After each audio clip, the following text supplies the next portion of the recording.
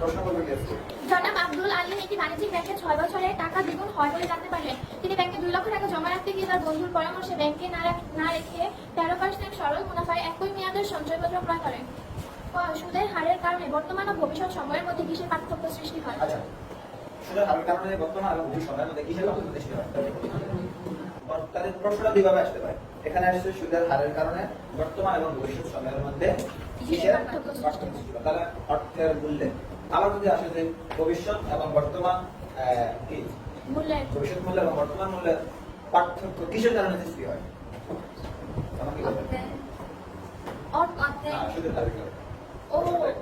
সুদের হারের কারণে। তাহলে অর্থের মূল্য কেমন? 3 নম্বরে বলছে চক্রবৃদ্ধিকরণ পদ্ধতিটি ব্যাখ্যা করো। চক্রবৃদ্ধিকরণ পদ্ধতি কাকে বলেছিলাম?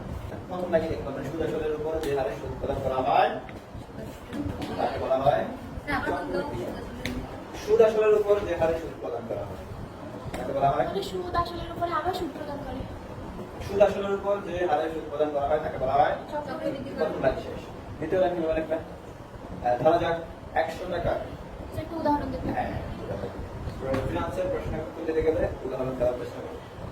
তো ধরা যাক 100 টাকা 10% সুদে 1 বছর পরের মূল্য 110 টাকা। এক্ষেত্রে প্রথম বছরের সুদ 10 টাকা। ঠিক 2 বছর পরের মূল্য কত? 121 টাকা। প্রথম বছর যদিও 100 টাকার উপরে সুদ প্রদান করা হয়, দ্বিতীয় বছর 100 এবং আগের বছরের সুদ 100। আসল 100, আগের বছরের সুদ 100। মোট 110 টাকার উপরে সুদ প্রদান করা হবে। এবং সুদ আসবে 11 টাকা। আসবে দ্বিতীয় বছর সুদ আসবে 11 টাকা। আর মোট সুদ আসবে মোট টাকার মূল্য হবে 121 টাকা। গণনা বলছে জনাব আব্দুল আলিমের অর্থের ভবিষ্যৎ মূল্য চক্রবৃদ্ধি প্রক্রিয়া নির্ণয় করে। আমরা জানি সূত্র সমান future value equal to PV into 1 plus I over n। সুদের মূল্য দেওয়া আছে 2 লক্ষ টাকা। সুদের হার 13%। আমরা এটাকে 100 দিয়ে ভাগ করে দেব। 0.13 তাহলে এর মান দেওয়া আছে 6 বছর, ফিউচার ভ্যালু সমান কত? ফিউচার ভ্যালু বসিয়ে দেব। মান বসিয়ে দেব। তাহলে 6 বছর পর মূল্য 4,16,90। গণনা বলছে অর্থ বিনিয়োগের ক্ষেত্রে জনাব আব্দুল আলিমের সিদ্ধান্তের যৌক্তিকতা। সিদ্ধান্ত থেকে কোনটি ব্যবহার করেছিল? সঞ্চয়পত্র ক্রয়। সঞ্চয়পত্র দেখো আমরা দুইভাবে করতে পারি। 6 বছর পরে এই সঞ্চয়পত্র তার সে যদি বাণিজ্যিক ব্যাংকে রাখতো তাহলে কত টাকা হতো? 4 লক্ষ টাকা হতো না। 6 বলছে জনাব আব্দুল আলিম বাণিজ্যিক ব্যাংকে 6 বছরের টাকা দ্বিগুণ হবে বলে জানতে পারেন। তাহলে যদি তিনি বাণিজ্যিক ব্যাংকে রাখুন তাহলে বেতন কত? 4 লক্ষ টাকা। আর সঞ্চয়পত্র ক্রয় করা তিনি পাইছিল কত? 4,16,000 সামথিং। আচ্ছা, 4,16,000 সামথিং।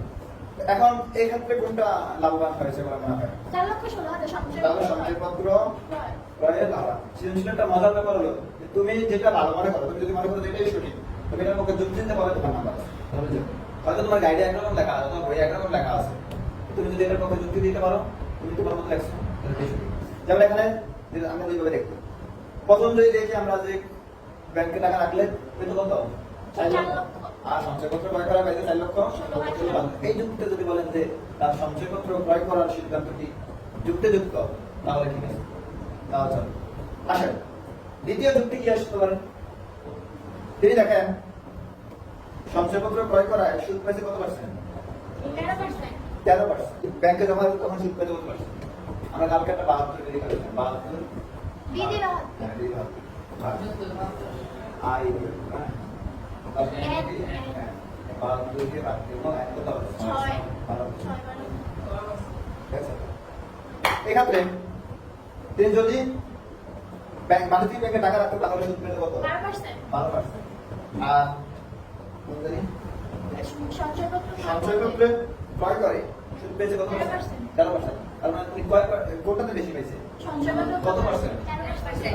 1%। সঞ্চয়পত্র রাখার কারণে 1% টাকা বেশি পেয়েছে। এই যুক্তি দিয়ে যদি দেখান সেটাও নাম্বার হবে। দুই ধরনের যুক্তি করবেন। একটা হলো প্রথমত টাকার পরিমাণটা দিয়ে, দ্বিতীয়ত সুদের হারের পরিমাণটা দিয়ে। ব্যাংকে রাখলে 13%, আমি সঞ্চয়পত্র রাখলে লাভে আমরা 12%, আর ব্যাংকে রাখলে 12%। কিন্তু তিনি 1% সুদ বেশি পেয়েছেন, বুঝলেন লাভ। ঠিক আছে?